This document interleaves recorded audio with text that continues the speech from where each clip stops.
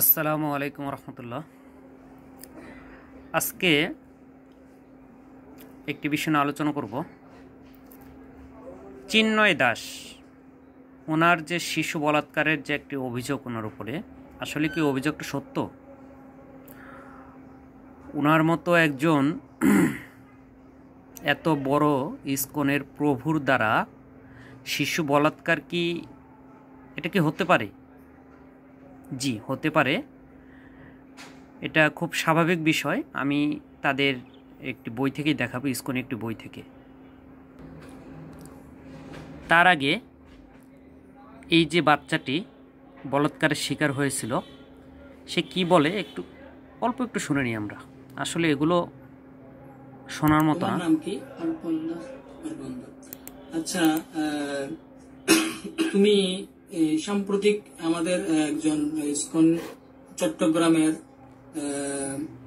গৃহস্থ কাউন্সিলের একজন প্রধান সদস্য বলরাম করুণা প্রভুকে তুমি কিছু অভিযোগ দিয়েছ, যে লিখিতভাবে এবং ভিডিও আকারে দিয়েছ, এবং আমরা দেখেছি যে এই শরণাগতি প্রভু এবং ভক্তি ত্রিভঙ্গদাদার গোস্বামী মহারাজ, চারুচন্দ্র প্রভু, এদেরকে তুমি তোমার সাথে চিন্ময় কৃষ্ণ প্রভুর সাথে কোন ধরনের শারীরিক নির্যাতন করেছে তোমাকে, সেই বিষয়ে তুমি কিছু কথা বলেছো।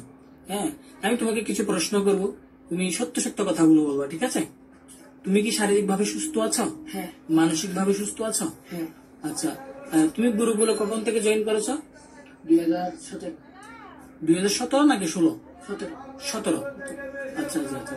তো চিন্ময় কৃষ্ণ আসলে অ্যাকচুয়ালি ঘটনাগুলো আমাকে বলো তো, যে চিন্ময় কৃষ্ণ তো একজন ব্রহ্মচারী এবং পণ্ডিত ধামের অধ্যক্ষ, তোমার সাথে কি ঘটনা হয়েছে?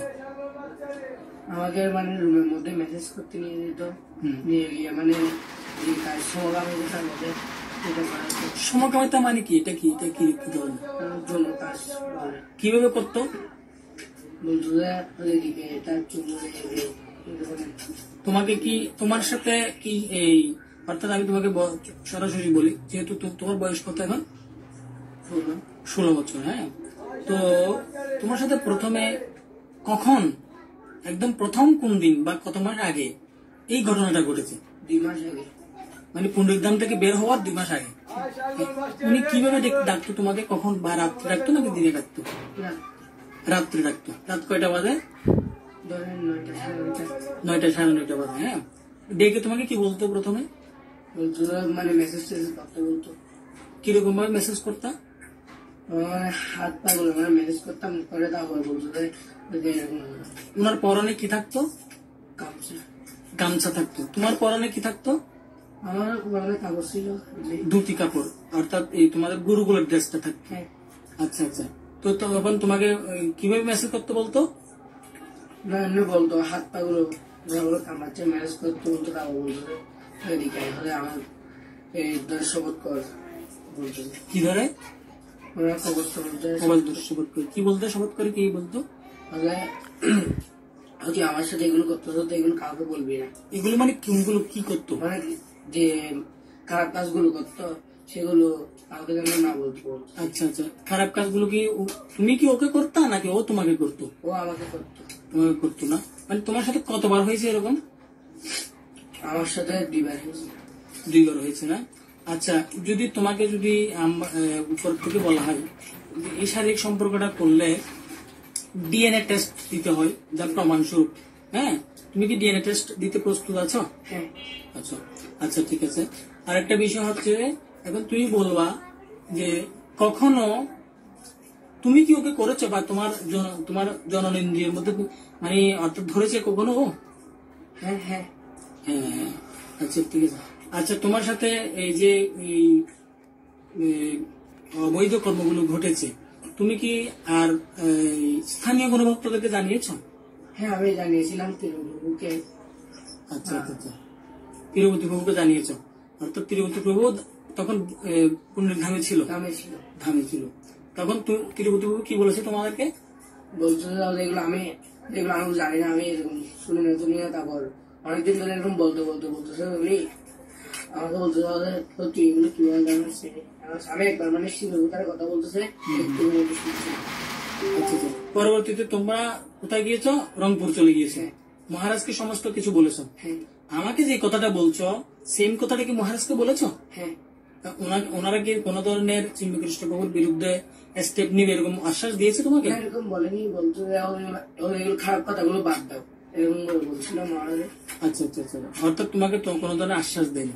আচ্ছা, সাম্প্রতিক চারুচন্দ্র প্রভু তোমার থেকে স্টেটমেন্ট নিয়েছে, তুমি কি ওনাকে সবকিছু বলেছো? হ্যাঁ বলেছি। উনি কি আশ্বাস দিয়েছে তোমাদেরকে? উনি কিছু বলেনি তেমন, বলছে পরে দেখা যাবে, এরপর আরো অনেকজনকে ডেকেছে, ডেকে আচ্ছা আচ্ছা আচ্ছা, ঠিক আছে। এখন তোমার সাথে যে চিন্ময়কৃষ্ণ প্রভু শারীরিক সম্পর্ক এবং তোমাকে অনেক নির্যাতন করেছে, বলাৎকার যাকে বলা হয়, যেটাকে সমকামিতা বলা হয়, হ্যাঁ, তো এগুলোর কি তুমি কি বিচার চাও? হ্যাঁ। তোমার পড়ালেখার ক্ষতি হয়েছে এবং তুমি একটা মানসিক ভাবে হেজিটেশন বুক করছো, এগুলো তো আমাদের ইসকনের মধ্যে কোনো শিক্ষা নেই, ঠিক আছে? কোনোদিন কারো কাছ থেকে দেখেছো, কোনো বক্তব্য থেকে দেখেছো এগুলো? এই নোংরামি গুলো, ঠিক আছে? তাহলে ঠিক আছে, আমরা এগুলো তোমার কথা মতো, যেহেতু তুমি আমাকে এই কথাগুলো বলছো, হ্যাঁ, আমি কি করবো, এগুলো আমি, আমাদের নারগোপাল প্রভু আছেন, আমাদের গুরু মহারাজ আছেন এবং ঊর্ধ্বতন কর্মকর্তারা রয়েছেন, এগুলো আমি অ্যাপ্রুভ করবো, ওনাদেরকে আমরা সাবমিট করব এবং ওনারা এগুলোর অ্যাকশন নেবে, ঠিক আছে? হরে কৃষ্ণ। চিন্ময় দাসের দ্বারা যে শিশু বলাৎকার বৈধ, এর প্রমাণ আমি ইসকনের একটি বই থেকে দিচ্ছি। এই বইটির নাম হলো কথামিত প্রভুপাদের। তার আগে একটি মজার জিনিস দেখে নিই। এই বইটির 95 নম্বর পৃষ্ঠা বলা হচ্ছে, স্ত্রীসঙ্গ বিষয়ে বলা হচ্ছে, বৈদিক সভ্যতায় স্ত্রীসঙ্গ অত্যন্ত কঠোরভাবে নিয়ন্ত্রিত। পারমার্থিক জীবনে 4টি আশ্রম রয়েছে: ব্রহ্মচর্য, গৃহস্থ, বানপ্রস্থ, সন্ন্যাস। ব্রহ্মচারী, বানপন্থী এবং সন্ন্যাসীর পক্ষে স্ত্রীসঙ্গ সম্পূর্ণরূপে নিষিদ্ধ, ঠিক আছে? এই ব্রহ্মচারী, বানপন্থী ও সন্ন্যাসীর পক্ষে স্ত্রীসঙ্গ সম্পূর্ণরূপে নিষিদ্ধ, মানে হারাম।